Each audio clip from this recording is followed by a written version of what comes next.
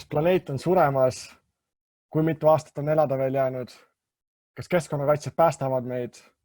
Nendele ja paljudele teistele küsimustele otsime vastuseid tänases saates elava elukeskkonna poole. Selles mõttes lihtsad küsimused, poole tunniga saab hakkama küll, ma arvan. Alustame kohe kohalikest teemadest, aktuaalsetest. Kodanikuühendused Eestist kaugemalt kirjutasid Euroopa Komisjonile õlitehase teemal, saatsid ühise pöördumise. Madis, eeldan, et olid ka pöördumise juures. Millest pöördumine räägib ja mida küsite?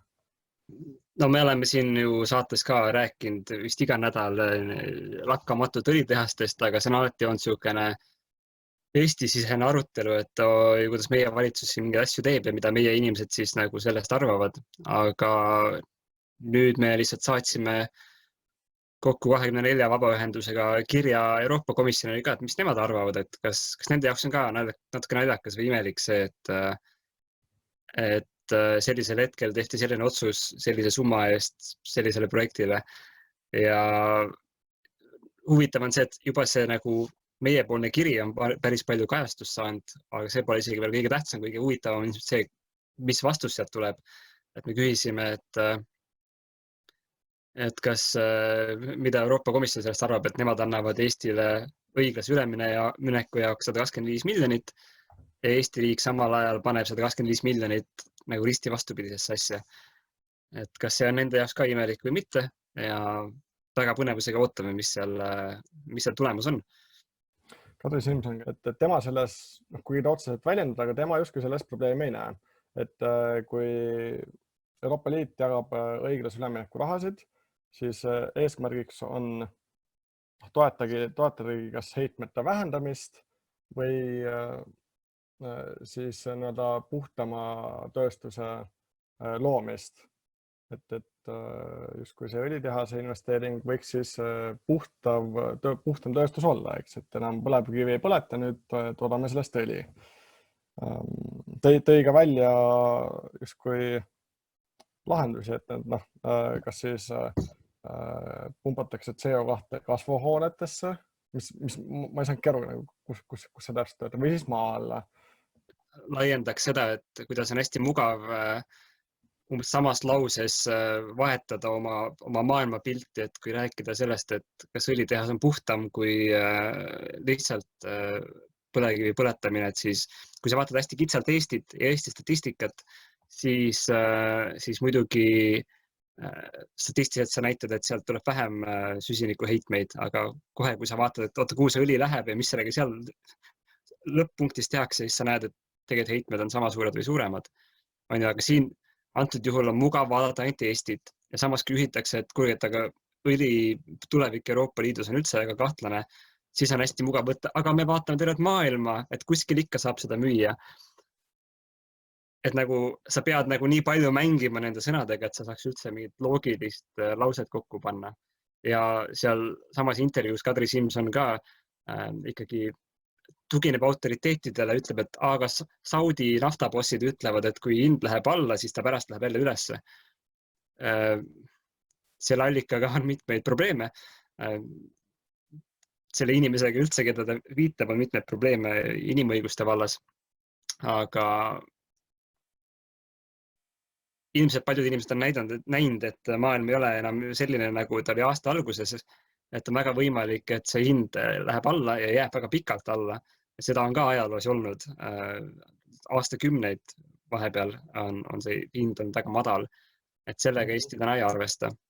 Aga nüüd sinu teine küsimus oli, et vahvad viisid, kuidas süsinikku ära kasutada. Seda higise otsaesisega uuritakse kindlasti Eestis. Ma tean, et Tallinna Tehnikaülikoolil, TalTechil on selline uurimusrühm olemas ja rahastus ka. Ja nad vaatavad, et kuidas siis sealt korstna otsast see süsinik kinni püüda ja mis sellega teha annaks. Kõigepealt see, et kuidas see üldse kinni püüda, see on tohutult keeruline ja kallis ja energiakulukas ja mitte perfektne, isegi kui selle saaks tööle. Ja kui sa saad selle tööle, siis on see teine küsimus, mis sa sellega teed. Eestis seda maa alla matmist ei saa teha, aga siis otsitakse neid teisi lahendusi, et aga hakkame lihtsalt tomateid kasvatama kuskil kasvuhoones, lihtsalt rohkem süsinikku tähendab, et tomatid on rõõmsamad ja kasvavad kiiremini võib-olla. Või paneme mullijookide sisse, on ju, et kõik Eesti joogiveed mullitame ära, ükskõik, kas on mullivesi või ei ole, suva, meil on vaja panna kuhugi see. Ja muidugi sa kujutad ette, et kui sa teed selle mullijoogi lahti, kuhu see süsinik siis nagu läheb atmosfääri. Et sa paned ühe lüli vahele sellele, et see ei ole ringmajandus, kui sa lihtsalt paned ühe lüli nagu sirgjoonelisele protsessile otsa. Aga kuna vaadatakse hästi kitsalt jälle, siis see kõlab väga hästi. No, Et keskkonnaliikumised arvavad, et jätkuvalt väga mõistlik on jätta see põlevkivi maa alla ja seda juba ütlesid 2018 aastal Eesti Noorte Teaduste Akadeemia liikmed, kes ütlesid, arvutasid välja, et kui me tegelikult tahaks olla nagu kliima mõttes mõistlikud, siis me jätaksime 80% oma põlevkivist lihtsalt maa alla, sest sellega ei saagi midagi teha, sest kohe, kui seda välja tood ja mingis vormis ära kasutad, siis sellega tekib heide. No Kadri Simson ise seal raadiosaates ütleb ka kohe algus, et kõige parem energia on see energia, mis jääb üldse kasutamata. Et nagu natuke justkui vihjaks, et võib-olla saaks maa alla jätta. Kõige parem on see, mis jääb tootmata. No siis jääme energiavaesusesse ja majandus ei kasva, kui uut energiat peale ei tule. No ja siis me hakkame juba rääkima uutest majandusmudelitest, mis on palju põnevam arutelu kui see, et kuidas seda vana süsteemi veel nagu elus hoida või koomas. Ütleme, et ta on koomas praegu, et ta sai koroonaga, sai südamerabanduse, on ju. See kestis päris pikalt. Ajusurm on juba põhimõtteliselt olemas, aga veel on võimalik nagu tilgutada niimoodi triljoneid veeni, et natuke hoida justkui nagu sellist vegetatiivset staadiumit, et ma tean, et sa istutasid endal mingeid juurikaid, et siis näed, riik ka tegeleb oma juurikatega. Jah, kuhu istutatakse ja kuidas, seda veel näeme. Ma saan aru, et kõik otsustatud ei ole. Õiglane see ülemineku arutelud on veel vestluste all ja aina isegi aktiviseerumas vist. Et jah, et Ida-Virumaa tulevik reaalselt tuleks välja mõelda kõikide osapoolte ühise töö tulemusena, mitte kusagil kaugel sellest piirkonnast ja inimeste poolt, kes ei saa arugi, mis see kohalik elu on. Ja selleks on Eesti Roheline Liikumine annab ka oma panuse, et selliseid arutelusid kohalike vahel pidada, kus meie oleksime üks väike osapool, mitte ka põhiütleja. Aga hästi huvitav on see, et hiljuti oli üks koolitus, kus räägiti ka, et kuidas teha selliseid kaasamisarutelusid, kus teema on väga keeruline, soove on väga erinevaid inimestel ja olukord ümberringi on ka väga kahtlane kogu aeg ja muutuv. Et siis oli hästi huvitav oli see, et tuleb otsida konflikti, et tuleb leida need kohad, kus te ei nõustu, sest see on see, kus just nagu saab siukest edasiminekut teha ja üksteise kohta kõige rohkem informatsiooni, et ei ole mõtet teha siukene suur kaasamisüritus, kus kõik lepivad kokku, et mis on see kõige väiksem asi, millega me nagu ei lähe tülli ja siis otsustame, et seda teemegi, et siis see lõpuks ei meeldi kellelegi. Et tasub mitte karta seda, et on eri arvamused, aga rääkidagi need omavahel nii selgeks, et me saaks aru, et miks teine on sellel teisel arvamusel ja siis vaadata, et mis tulevik võiks tuua meile ja siis panna sealt mingi ilus idee kokku. Et ma järgmine nädal loodetavasti saan sellest rääkida juba natuke rohkem ja konkreetsemalt, et praegu on siukene hästi udune teema veel. Käisin just enne meie kokkusaamise algust webinaril, kus siis Climate Maximo ja Fridays for Future Portugal kutsuvad kokku osalejaid, et kirjutada järgmiseks COP koosolekuks Glasgowi ühine kiri kliimaõigluse teemadel. Ühine kiri siis eelkõige rohujuure organisatsioonidelt ja mitte ainult piirduda kirjaga, vaid koos kirjaga teha ka tegevusplaan ja nad on algatanud sellise 7-8 kuulise protsessi oktoobrini, mille eesmärk ongi selline ühine raamistik seada, et okei, 25 aastat COP-i ei ole väga midagi toonud, on kohtumisi olnud, oleme näinud, et need kohtumised ei ole olnud tulemuslikud. täna näeme, kuidas riigid nagu Brasiilia ja Venemaa kohtumist üritavad otseselt boikoteerida, et sellelt veel rohkem mõjuvõimu ära võtta.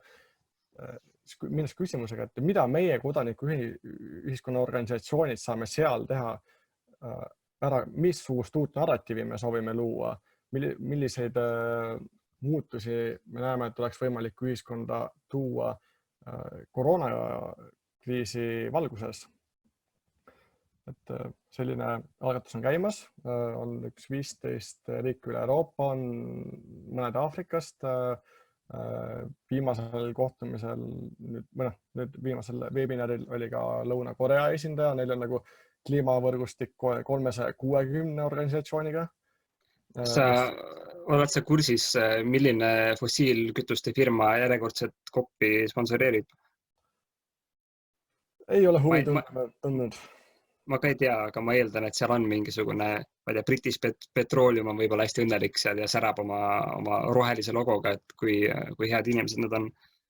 Eks selle kirja ja nagu rohujuure tasandil koostöö mõte ongi, et nüüd nagu sellest põhistegevusest mööda minnes me näeme, et see nagu see ametlik tegevus tööta, et mis agendaga meie nüüd sinna lähme, et praegused ideed, mis seal nagu räägitud on, et protestid on okei, mittevägivaldne tegevus on okei, kopialadel protestid on okei.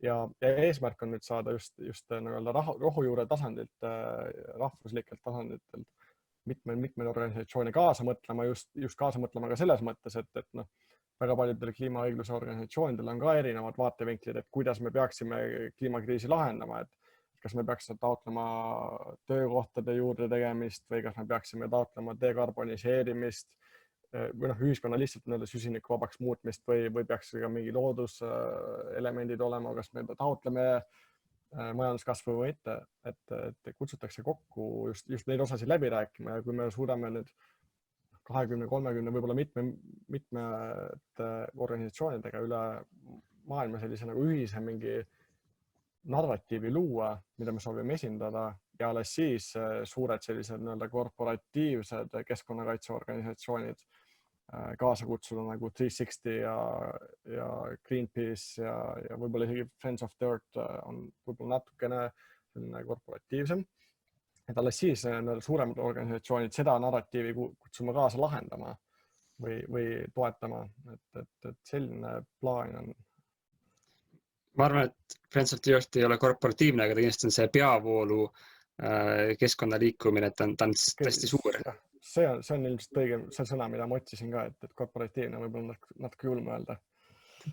Siis kui ta oleks täiesti psühhopaatne ja siis ta oleks korporatiivne.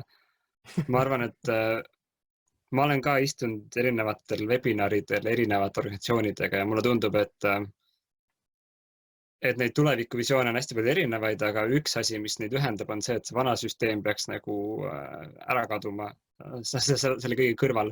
Et siis üks asi, millega võib-olla saab ka ühineda, on see, et vana süsteemi, mis veel oma laastamistööd teeb, et seda kuidagi pidurdada, sellega on nagu kõik nõus enamasti.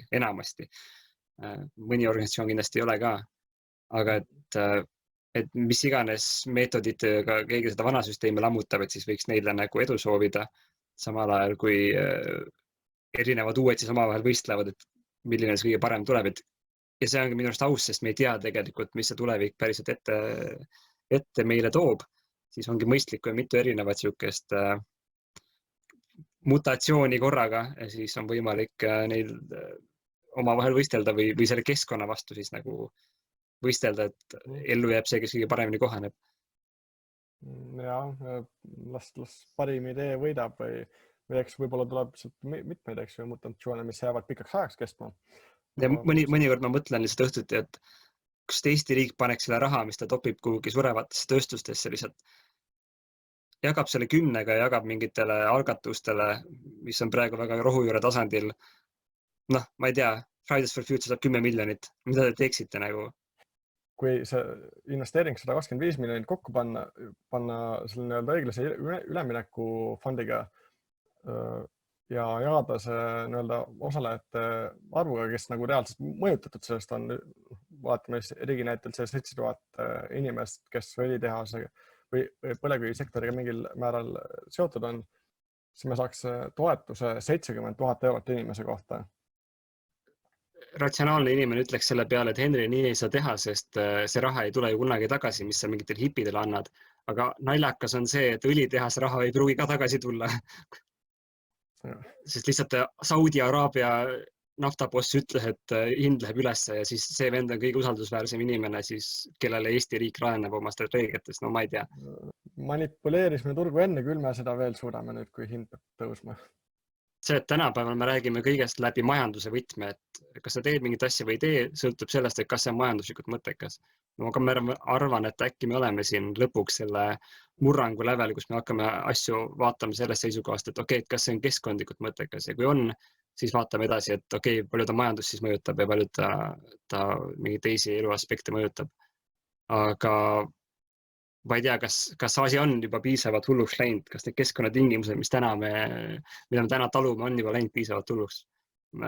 Sul oli siin huvitav link, mida sa jagasid seoses. Kus sa said selle jälle? Jälle leidsin mingi vana uudise mulle. Tält oli 2016, kui tuli antraksi ehk Siberi katkuviirus maalt välja tänu igikeeltsa sulamisele.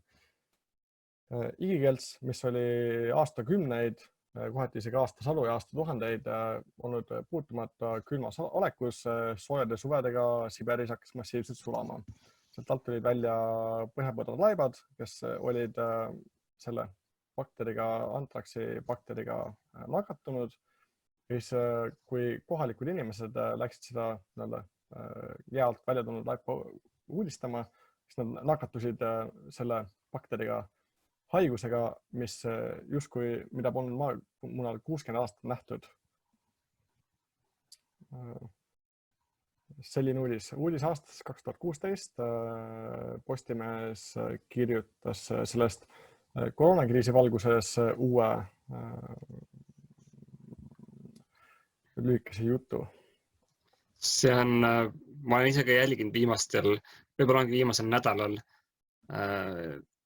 on väga popiks läinud see teema, et väita surmkindlalt seda, et ei, see viirus ei tulnud üldse kuskilt elusloomade turult ja mitte mingitelt nahkhiirtelt, kelle nagu elualadel on inimesed tugevalt tunginud, vaid see tuli kuskilt laborist, et hiinlased tegid laboris viiruse ja see pääses välja.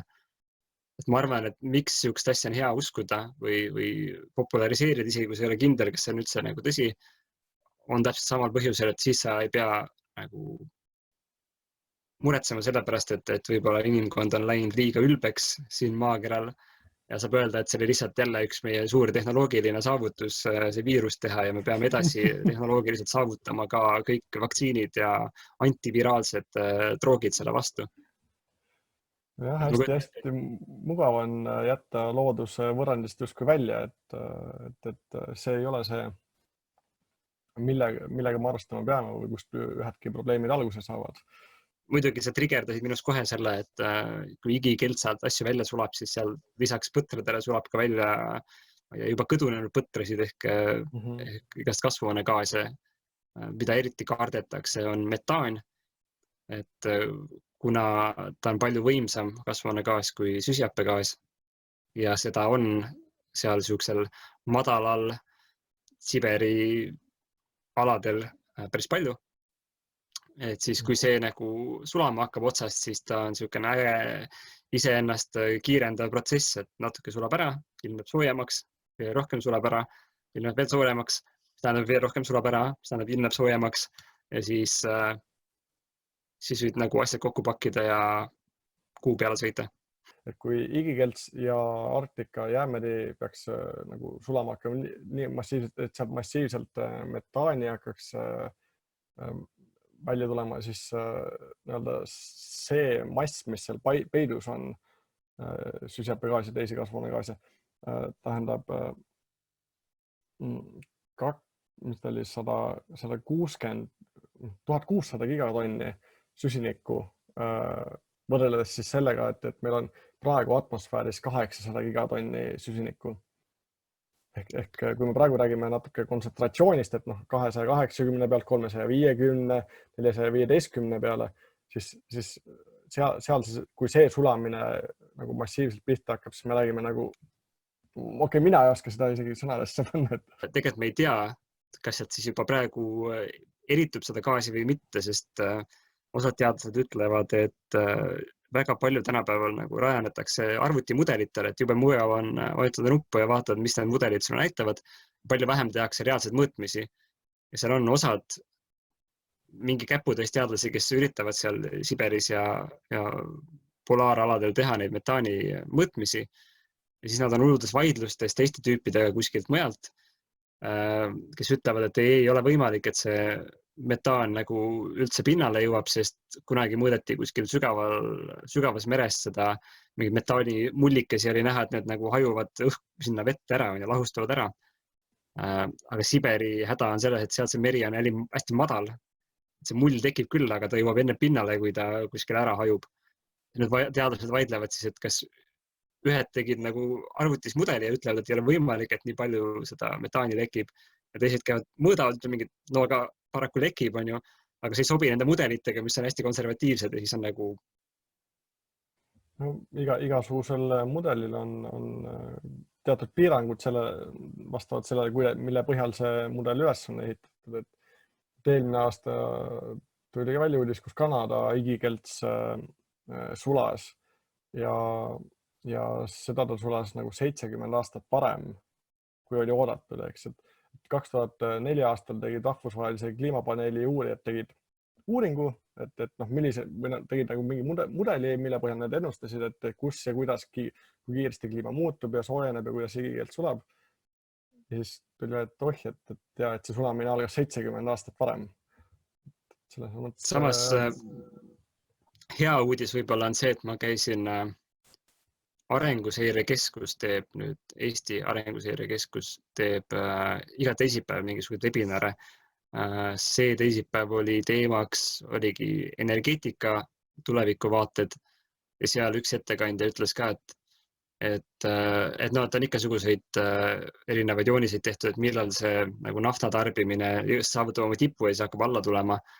Ja siis ta ütles ka, et see koroonakriis põhimõtteliselt tõi selle tipu umbes 20 aastat võib-olla lähemale, et inimesed on aru saanud, et see praegune või kuidas nüüd on öelda, et eelmine elu ei tule tagasi enam ja see oligi väga pillav ja väga habras ja nüüd hakatakse vaatama, kuidas arvestada juba sellega, et edaspidi on kas vähem või on väga nagu katkendlik see, mis meil saada on. Et see oli nagu mõnes mõttes hea uudis, et kogu see prognoos, millest Eesti põlevkivisektor unistab, see on nüüd nagu, kui nad ütlesid enne, et põlevkiviõli tehas on veel 15 aastat nagu mõttekas, siis nüüd nad on nagu 5 aastat juba hiljaks jäänud selle ehitamisega. Kui küsitakse, et mis me siis vahepeal juhtunud on seoses kohtukaebusega, siis ega väga midagi ei olegi. Saatsime kohtule vastu sana, nüüd vaatame, kas võetakse menetlusse või mitte, kas saame esimese õiguskaitse või mitte. Kui saame, siis võib-olla piisab 2 aastast kohtuprotsessist, et õlitehased ka Eesti Energia enda silmis majanduslikult ebamõistlikuks muutuks. Sel teemal oli üks vahva artikkel jälle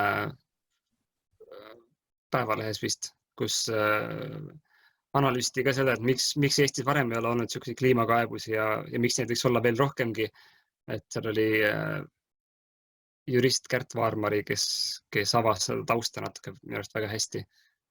Et kes üldse Eestis saab midagi kaevata kuhugi ja kuidas tavainimene peab nagu eriti täpselt ära näitama, et see just tema nagu varba peale kukkus see kivi, et ta saaks selle kivi tootja nagu kohtusse kaevata. Aga keskkonnaorganisatsioonidel on laiem õigus nagu vaadata, et okei, et see asi kahjustab keskkonda on ju läbi selle inimesi, et siis teil on juba õigus minna ja nõuda selle asja nagu ülevaatamist. Tundub, et see paljude inimeste jaoks ongi hägune teema on, või eestlane ei tea, vaatab Ameerika filme ja näeb, et seal on nagu iga aevastuse peale keegi saab kohtukutse, et Eestis meil on teistmoodi ja ongi vahepeal väga keeruliseks tehtud see, et üldse kuhugi kohtuni jõuda, aga keskkonnaorganisatsioonidel on keskkonnateemadesse õigus olemas, nii et on tore vaadata, et mis sellest teie kaebusest saab. kasutame siis vahepeal ka sotsiaalmeediat, oleme ka kaasaegsed kodanikud. Panin Facebooki uue kaanepildi, vaatasin, päris huvitav, mis seal pildil kirjas on ja mis see nagu mõte seal taga on? Esimesed mõtted olid muidugi sellised hästi ühiskonnakriitilised, et oi, nüüd ma panen selle Planet of the Humansi filmist mingi kaadri, kus olid need roostetanud tuulikud võib-olla, või siis ühest multikast, mille linki ma võin ka jagada, mis on, näitab planeedi hävitamist, aga sellest perspektiivist, et kui inimesed oleks loomad ja loomad oleks nagu inimesed või elaksid niimoodi sellises ühiskonnas, nagu inimesed elavad, mis on väga hea siukene mõttemalli vahetamine, aga ka üsna traagilised kaadrid. Ja siis ma natuke aega mõtlesin, et aga kes seda pilti ilmselt dillitavad ja näevad, on minu enda tuttavad või sõbrad, et tõenäoliselt nad juba on nagu kursis sellega, mis on halvasti. Ja kui veel ei ole, siis on meil palju võimalusi, kuidas ennast kurssi viia. Aga paljud ei suuda mõelda, et mis siis oleks nagu alternatiiv, et nad tahaks küll sellest süsteemist nagu välja saada, aga nad ei tea, kuhu poole on võimalik liikuda. Ja siis ma mõtlesin, et kuna minu tulevik ilmselt toob hästi palju lihttehnoloogilisi lahendusi ja nende promomist, siis ma panin kohe nagu kaanepildis ka siukse kaugelt vaadates väga lihtlabas asja, et mis see siis on, üks nagu mingi puidust sild. Aga tegelikult, kui sa nagu sisse loed ennast sinna, see on siis raamatust Low Tech, siis tuleb välja, et see on üks ülimalt keeruline, ülimalt kompleksne elus asi, millel on ka funktsioon inimesi üle jõe aidata. Et see on ise paranev, see on ise tugevnev, ühtegi naela ei olnud vaja, et seda ehitada ja see peab vastu kõige hullemat mingisugused tormid, mis seal troopika piirkonnas on. Et minu jaoks on tohutult äge ja ma ei tea ühtegi inimtekkelist tehismaterjali, mille kõik need omadused olemas oleks. Praegused põliskultuurid, ma saan aru, et see teinud on, et meil ei ole isegi tänapäeva teaduslikku teadust sellise asja ehitamiseks olnud vaja. Kui palju see inimestele tööd annab, kas see majanduskasvu ka loob, kas see maksumaksja raha ka riigikassasse toob, kui seda moodi sildi ehitatakse? Ei, absoluutselt mitte. Ja see ongi selle võlu. Kõike me ei saa rahas mõõta. Aga see on väga jätkusuutlik ja see on väga kliimasõbralik, sest see on ehitis, mis salvestab süsinikku ja salvestab seda jooksvalt. Nad on elavad puud, nagu teised puud seal metsas, lihtsalt nad on osavalt kokku juhitud otsapidi. Ja ta on selles mõttes, ta võimaldab inimestel liikuda, mis on kindlasti see majandus, mis seal neil omavahel toimib, selle jaoks on väga oluline, et inimesed liiguksid ühest kohast teise. Aga see lihtsalt kõik on hästi palju aeglasem ja mingi rekkaga sealt üle ei sõida ja ei olegi vaja sõita. Aga see on ilmselt ei mahugi meile siin tänases kultuuris hästi pähe, aga tore on teada, et siuksed asjad on olemas. Siuksed asjad on ka ohus muidugi, sest lääne kultuur trügib igale poole peale. Aga vähemalt nad on talletatud ja need on võimalik tagasi tuua. Ma tean, et sa oled ka nüüd paar nädalat maal elanud, mis sul kohastumus seal on õudne või on tore? Tore on. No üks asi, mis väga ilmseks tuleb, on see, et kui ma nüüd kasvatan ise oma toitu, no okei, mitte kõiki toitu, eks väga palju võtan poest ikka, aga väga ilmseks tuleb see, et see seemnete külvamine, kastmine, rohimine, mis saab tulema. Nagu toidu kasvatamine võtab aega ja energiat ja see võtab pühendumist. Nagu reaalselt ma pean nagu oma päevast märgatavalt aega sellele panema, et ma nüüd kasvatan toitu, ma hoolitsen selle toidu eest, mida ma hiljem süüa saan. Et nagu kui ma linnas elasin, ma ostsin poest, tegin poe nimekirja valmis, käisin Arva poes, 50 €, mul nagu suured kotid toita, eks. Aga nüüd, kui ma seda ise kasvatan, siis on ikka mitmeid protsesse, mida tuleb arvestada ja see toob nagu ilmsiks selle, et vau, jaa, et see nagu elus loodus, et see, ma olen sellest sõltuv ikkagi, et ei ole lihtsalt ainult tuleb poest. see muudab toidu raiskamise palju raskemaks, et kui sa tead nagu see kuradi porgand, kui palju sa pidid vaeva nägema, et seda porgandit nagu toota või aidata sellel kasvada, et siis kohe üldse ei taha seda nagu pärast ära visata. Teine asi veel, puid tegime üks päev, nüüd laome. Sellega kaasneb ikka oma töö ja vaev samamoodi. Kas oli säästlikult varutud mets või käisid ikka lage raiumas? Kusjuures äiemets on. Tal on käinud mitmed müügimehed küsimas, et kuule, äkki müüksid ikka maha, et raie küps või, aga ta väga põhimõtte pärast teeb sellist nagu püsimetsandust omas stiilis, kus iga talv on mõned lepad või mõned puud, nagu mis sealt välja toob ja järjest mets saab samal ajal kasvada ka. Nagu põlevkivisektoris on, ei taheta midagi uut proovida, enne kui vana ei ole täiesti ära tapetud. Ja vana ei taheta tappa, et samamoodi need õiglased üleminekud nagu puiduteemades ja ma ei tea, nüüd on mingid turismi teemas vaja üleminekut, sest ei tule tagasi need hiinlaste turismivood ja veel hunnik valdkondi, kus kõik on nagu ehitatud selle peale, et maailm on hästi ühendatud ja päevaga saad teha tiiru peale. Et kui enam nii ei ole või sa võid jätkuvalt lennata, aga see on täielikult ebainimlik ja vääritu tegevus. Nii füüsiliselt, kui sa oled seal kuidagi sisse pakitud mingisse kilesse ja siis sõidad oma 4 tundi seal kuskil üksi istudes tohutus lennukis umbes. Et inimesed ei taha seda teha isegi, kui saavad. Ja siis ongi küsimus, et okei, huvitav, kuidas me nüüd siis nagu ennast ümber paigutame nii, et kõik ei satuks pankrutti ja samal ajal ka keskkond ei satuks pankrutti. Ma arvan, et see ongi suur teema, aga sellepärast ongi tore, et varsti tuleb rohelise liikumise üldkoosolek, kus valitakse jälle juhatust ja loodetavasti arutatakse ka nendel suurtel teemadel, et mis rohelise liikumise tulevikuvisioon siis on. Elava elukeskkonna poole liikumisest räägime siin taskuhäälingus kahekesi. Küll aga kõik, kes elava elukeskkonna poole liikuda soovivad, kes näevad, et meil on vaja